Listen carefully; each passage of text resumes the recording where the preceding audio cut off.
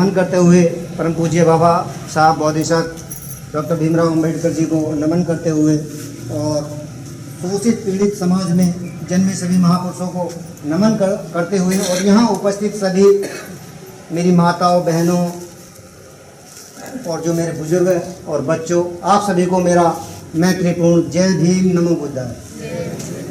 जय भीम जय भीम। साथियों, एक व्यवस्था है, परंपरा है।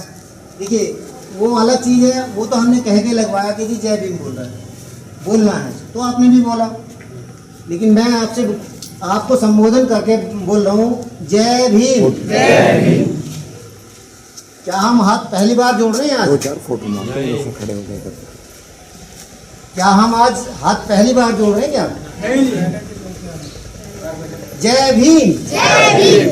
साथियों, बस मेरा यही, क्योंकि हमें एक देख लेना है कि भाई जो हमारे साथी, जो हमारे समाज से कोई भी, मैं नहीं, कोई भी हो सकते हैं, आप भी हो सकते हैं उसमें से। जब हम लोग सामने वाला संबोधन करता है, तो संबोधन से पता लग जाता है कि सामने वाला किस तरह से संस्कारिक है।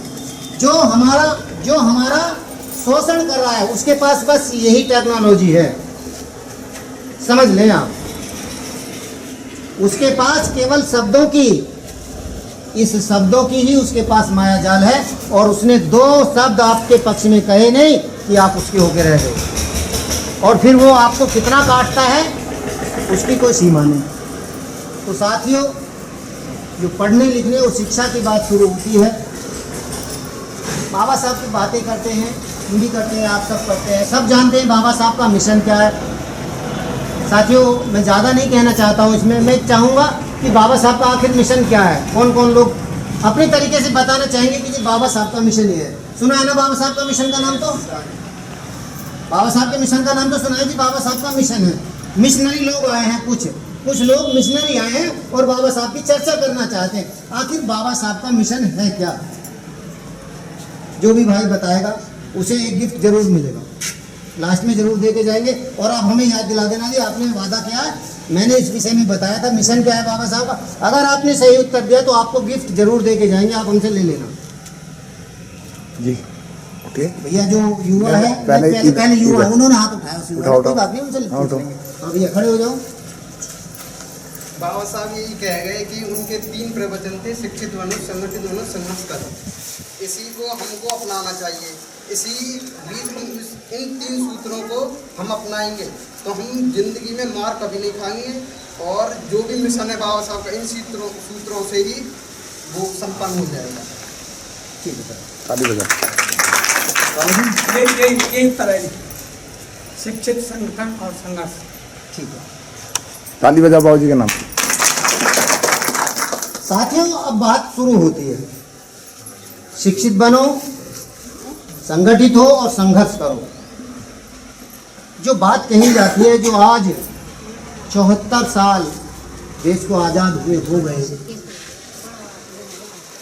हम कितने, क्या हमारे समाज में आईएएस नहीं है?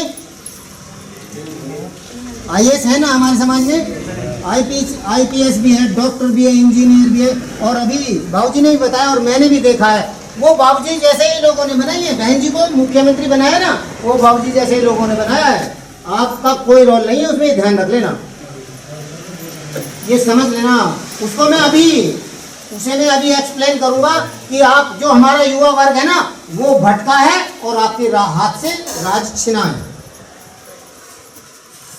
अगर हमारी सत्ता आई, क्योंकि हमारे पूर्वज, जो हमारे बाबूजी ने भी बताया, वो पीड़ित थे, तो उन्होंने सत्ता ले ली, वो संगठित हो पाए, और जैसे ही हमें केवल समय पर खाना मिलने लगा, तो हमने समझ लिया कि अब हमारे जैसा कोई रईस नहीं है, और हमारा युवा जैसे ही भटका और हमारे हाथ से वो चीज़ निकल गई। खैर, वो अलग की चीज़ें हैं, वो हमारा नहीं है मिशन एकदम ज़्यादा समझाने का। लेकिन बाबा साहब का मिशन क्या है? बाबा साहब का मिशन केवल मान और सम्मान क्या है? क्या हमारा इस व्यवस्था में, जिस व्यवस्था में जो लोग ये कहते हैं, हिंदू कितने हैं यहाँ पर जो बैठने वाले हैं? हिंदू हाथ उठाएंगे, जो हिंदू है हाथ उठाएंगे, कोई शर्म की बात नहीं। जो हिंदू है वो हाथ उठाएंगे। इन लोग? नहीं है जो हिंदुस्तान में रह रहे हैं, यहाँ का नाम हिंदुस्तान है, बाद में दूसरे मुल्क को हिंदू के हैं। लेकिन मेरा कुछ और मतलब हाँ, है, मैं ऐसा नहीं है। यार बात समझ रहा हूँ। क्या हिंदू व्यवस्था में हमें मान और सम्मान है? फिर क्यों? यही तो समझाया था बाबा साहब ने, और क्या समझाया था? बाबा साहब का मिशन ही ये था भाई, जहां आपका मान सम्मान ना हो। बाबूजी, ये कुत्ता बैठा हुआ है और आप भी आजमा लेना, और मैंने भी देखा है कि अगर लगातार 2 दिन ये आपके घर आता है खाने के समय में, सुबह शाम में, और 2 दिन लगातार आप इसके डंडा मार देना, ये इतना शर्मदार है, तीसरे दिन आपके चौखट पे फटकेगा नहीं है क्या? ऐसा जो बुजुर्ग लोग हैं वो इसका वो बताएंगे, ऐसा है ना? लेकिन हमारा समाज कितना सम्मान्य है, कितना है? क्या हमारे समाज में कुछ है मान सम्मान की बात? कब से जूता नहीं पड़ रहे हमारे समाज को? क्या बाबा साहब की बात को सुना बाबा साहब की बात को नहीं सुन पाए?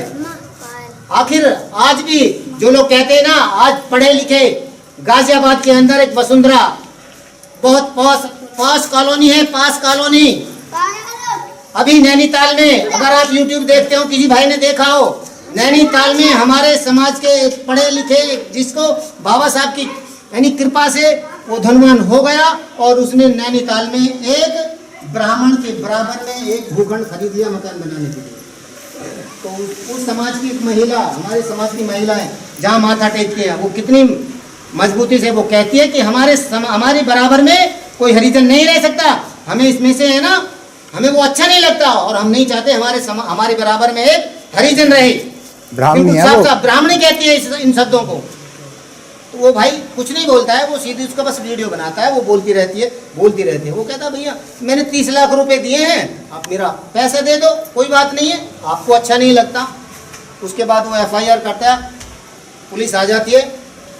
आप मेरा और आपका अगर यहाँ झगड़ा हो जाए, आप मेरी बात नहीं सुनेंगे, आप मेरा और आपका तू मैं हो जाए, समाज में हो जाए, पड़ोस में हो जाए, तो कहाँ को भागते हैं भाई साहब?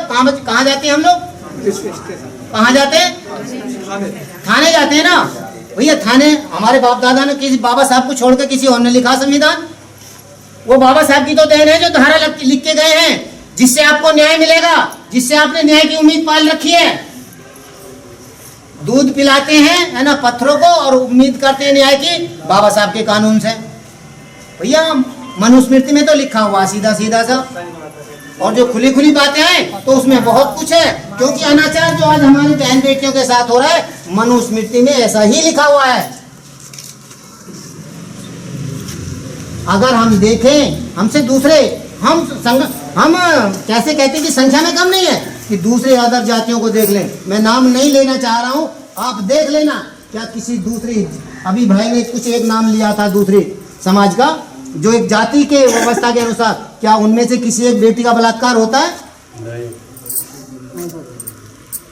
जिनको हम 3% कहते हैं ब्राह्मण, क्या उनमें से किसी की बेटी का, किसी यानी बहू का बलात्कार होता है?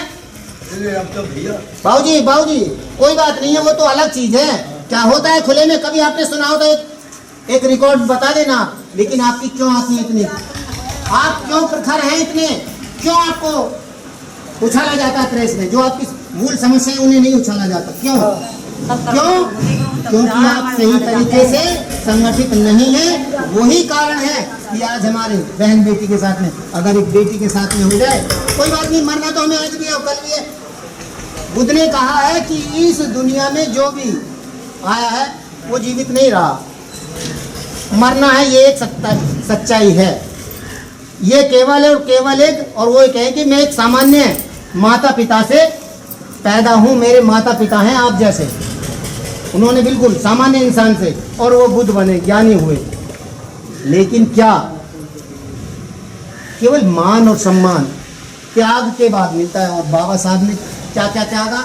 कितने भाई बताएंगे कि बाबा साहब ने हमें ये अच्छा जो मैं आज बोल पा रहा हूँ, ये जो मुझे बोलने का जो अधिकार दिया, और आप लोग सुन रहे हैं, ये सब इस यानी बाबा साहब तथागत यानी कि अनुकंपा से और बाबा साहब की कृपा से ये सब कुछ हुआ। क्या हमारे पूर्वजों को ये अधिकार था? नहीं था। कारण क्योंकि अभी बात आती है मनुस्मृति की। हम दूसरे की बात क्यों करें दूसरे की बात? हम तो अपने की बात करनी चाहिए ना। हम अच्छे कहाँ हैं? बाबा साहब ने एक भाषण दिया था 31 मई सन 1923 में। उसमें क्या कहा बाबा साहब ने? एक महापरिषद जब बुलाई बाबा साहब ने, क्योंकि बाबा साहब महाराष्ट्र के रहने वाले थे, बाबा साहब ने ऐसे ही जो लोग कहते हैं ना कि भाई इस धर्म को त्यागने से क्या फायदा हो जाएगा, ये हमारा कुछ लोगों का ये क्वेश्चन मार्क रहता है, इसमें ही क्या फायदा होगा हमारा, ये बताओ बस। भाई करना खाना तो हमें पड़ेगा, ठीक अच्छी बात है, करना खाना पड़ेगा, लेकिन बाबा साहब ने क्या क्या त्याग किया और क्या क्या करके नहीं देखा।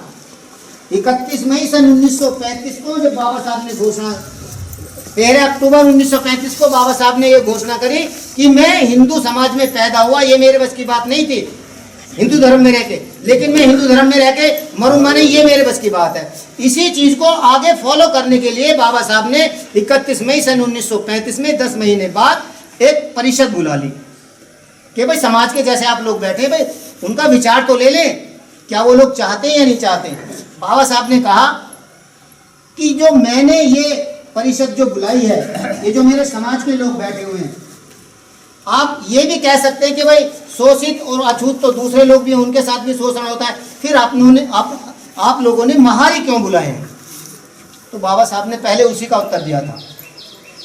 हो सकता है पीड़ित वो भी हैं, लेकिन मेरा मानना यह है कि शायद मेरे समाज से ज्यादा कोई पीड़ित नहीं है। मेरे समाज को अछूत समझा जाता है और जो दूसरे पीड़ित हैं वे सचूत हैं, उन्हें छुआ जा सकता है, लेकिन मेरे समाज को तो सचूत हैं, वो छूना जिनको छू सकते हो, उनके घरों में जो काम काज कर सकते हैं, लेकिन आप लोगों को तो रास्तों पे चलने की भी मनाही थी। आपके तो हांडी गले में हांडी और पीछे झाड़ू थी, और बाबा साहब ने क्या कर दिया, हांडी को हटा के आपके यानी गले में टाई और झाड़ू हटा के क्या कर दी, आपके पीछे कुर्सी कर दी। आप IAS PCS engineer doctor master कुछ भी बनिएगा, लेकिन बाबा साहब की बातों को हम फॉलो करने के लिए तैयार नहीं है। तो बाबा साहब ने कहा देखिए जो मैंने परिषद बुलाई है, मैंने जो परिषद बुलाई है वो इसलिए नहीं बुलाई, मैंने एक बात सोची है कि मैं धर्म परिवर्तन करूंगा। मैंने ये आप लोगों को बताने के लिए और समझने के लिए, क्या आप लोग इस बात के लिए तैयार हैं? लेकिन बाबा साहब फिर कहते हैं, मैं नहीं कह रहा हूँ, ये बाबा साहब ने लिखा है यानी, तो बाबा साहब कहते हैं क्या मैंने केवल ये जानने के लिए परिषद बुलाई है कि आप लोग मेरे साथ कितने लोग हैं कि मैं एक धर्म परिवर्तन करूंगा, और कितने लोग हैं जो धर्म परिवर्तन के लिए तैयार हैं। मैंने केवल इसलिए लोगों को बुलाया, तो जो लोग बैठे हुए थे उनका समर्थन मिला। बाबा साहब फिर उदाहरण देते हैं कि अगर मैं कहीं जाना चाहूँगा, कोई प्लेटफॉर्म पे मैं कोई दूसरा धर्म अपनाना चाहूँ, तो जैसे कि एक नाविक होता है, जैसे एक हवाई पानी के जहाज चलाने वाला होता है, और उसमें कितनी सवारियां हों, और उसमें उन सवारियों के हिसाब से अगर जहाज चलाने वाले को ये पता ना हो कि भाई इस जहाज में कितनी सवारियां आनी है, तो वो कैसे उसमें खाने का इंतजाम करेगा, क्योंकि पानी का जहाज तो 15-15 दिन तक, ऐसा बताते महीनों चलता था, तो उसमें कैसे खाने की व्यवस्था, उनके जो भी इस्तेमाल करने की जो चीज़ें उन्हें कैसे व्यवस्थित कर पाएगा। बाबा साहब कहते हैं कि मैंने एक परिषद जो इसलिए बुलाई है कि कितने लोग मेरे साथ इस व्यवस्था को मानने के लिए तैयार हैं, मुझे ये पता लग जाए, क्योंकि उसके लिए कई चीज़ों की आवश्यकता पड़ेगी। तो लोगों ने उसका समर्थन करा, और बाबा साहब कहते हैं कि जब मैंने लोगों के सामने, कार्यकर्ताओं के सामने ये बात रखी कि भाई मैं इस चीज़ के लिए एक मीटिंग बुलाना चाहता हूँ, तो बाबा साहब ये कहते हैं, बाबा साहब कहते हैं, मैं नहीं कह रहा हूँ, ये बाबा साहब के शब्द हैं जो मैंने पढ़ा है। बाबा साहब ये कहते हैं कि वहाँ के लोगों ने बिना किसी खर्चे की बात करे कि जी इसमें तो बहुत खर्चा होगा, इसमें तो टेंट की जरूरत पड़ेगी, लोग नहीं आ पाएंगे, इन सब बहानों को बनाने के सिवाय उस परिषद का आयोजन कर दिया, और बाबा साहब से कह दिया कि बाबा साहब आप 31 मई को आ जाइएगा। 31 मई का दिन तय हुआ 31 मई 1935 का, और बाबा साहब ने वो परिषद 2 दिन ली, 48 घंटे, और लोगों को यही समझाने की कोशिश करी कि हो सकता है जो अलग जाति के हैं, जो अपने आप को कोली कहते हैं, यानी माली कहते हैं, धीमर कहते हैं, उन्हें ये परेशानियां ना हो जो आपके साथ हैं। उन्होंने नाम नहीं गिनाए बाबा साहब ने कहा कि जो दूसरे अछूत हैं, जो दूसरे शोषित हैं, उन्हें हो सकता है ये परेशानियां ना हो जो मेरे समाज को हैं। इसलिए मैं धर्म परिवर्तन करना चाहता हूं, और ये केवल मान और सम्मान की लड़ाई होगी। जो लोग मान और सम्मान से जीना चाहते हैं वो मेरे साथ आ जाएं। इस पे कोई जबरदस्ती नहीं थोपी जा रही। जो अपने सह विवेक से और अपना मान सम्मान चाहते हैं तो मेरे बताए हुए रास्ते पर मेरे साथ आ जाएं, वरना जो आप अपने तरीके से कर रहे हैं वो तो कर ही रहे हैं भाई, आज भी पिट रहे हैं। अभी मैं बात कह रहा था कि वसुंधरा में समाज का अब याद आता है, पढ़ लिख जाओ आपकी भैया नौकरी लगी, भाई साहब बैठे, जो बच्चे अच्छे पढ़ रहे, अब क्या होगा, या गांव वाले बात नहीं सुनते इनका, ये बच्चों को भी नहीं पढ़ाते, कुछ नहीं करते। अब वो शहर में कहीं शिफ्ट हो जाएगा। अब शहर में भी कहाँ होगा, शहर में हिंदू बन के रहेगा, कलावा बहुत अच्छे से मोटा, ठीक ठाक देखने में हिंदू जरूर नजर आना चाहिए हो, और ना भी हो। अगर कुछ नहीं भी होगा तो यहाँ भी एक है ना, चिन्ह बनवा लेते हैं हम, ठीक है, उससे भी पता लगता है हमारा आखिर भैया इससे क्या है। जो भी है खैर, अपनी अपनी मान्यता रही। अभी क्या हुआ कि एक पड़ोस में उसने कभी बाबा साहब को नहीं अपनाया होगा, मैं बिल्कुल गारंटी से कहता हूँ। अगर बाबा साहब के मानने वाले अपने घर पे एक भीम चर्चा, एक बाबा साहब का कैडर करा दे, हम ये दावे के साथ कहते हैं किसी की हिम्मत नहीं होती है उस परिवार की तरफ को यानी नजर उठा के देख ले। उन्हें पता है कि इनके पीछे कितना समाज खड़ा हुआ है, इसके यहाँ बहुत लोग आ सकते हैं। उन्हीं का शोषण होता है समाज में भी, जो समाज को धोखा दे करके और उस व्यवस्था को आगे बढ़ा रहे, और जब वो पिटते उन्हें जूते पड़ते, फिर उन्हें समाज याद आता कि भैया हमारे साथ तो ये हो रहा है। लेकिन बाबा साहब पे कभी उसने एक बार फूल चढ़ाने के लिए ना गया होगा। तो साथियों, बाबा साहब का मिशन ये था कि भारत को बौद्ध में, अब बौद्ध में कैसे हो, भारत को बौद्ध में करना। अब बौद्ध में है क्या चीज, बौद्ध में कोई बुद्धिज्म कोई बहुत अलग चीज नहीं है, हमारे पूर्वज करते चले आए, क्योंकि ये जवान का बहुत पक्का है। हमारा समाज जो है, मैंने तो देखा है, अपने बुजुर्गों को देखा है, जो कह दिया वो बिल्कुल अटल है।